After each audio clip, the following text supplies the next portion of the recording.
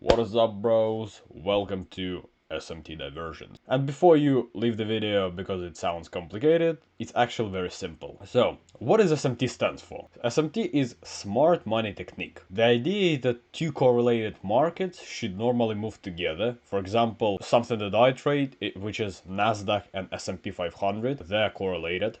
And SMT forms when we have a difference between the index. So for example, Nasdaq creates higher high and S&P creates lower high. It's usually a sign of a reversal. However, if we just have an SMT, it doesn't mean that we 100% go into reverse. For example, we formed an SMT inside of a 1 hour fair value gap after sweeping a 15-minute low. Then, if we get a bullish SMT, then there's a high chance that we're gonna go higher. But if we just see an SMT on its own, doesn't actually mean anything to us. So let's jump in some of the market examples. Boom, boom, here we are. As you can see, we're in a bullish market structure as we're inversing all of the fair value gaps to the left. Then, as we opened, we swept London high. And now on the 5-minute time frame, we have an SMT off of market open to the 955. Same we got on ES.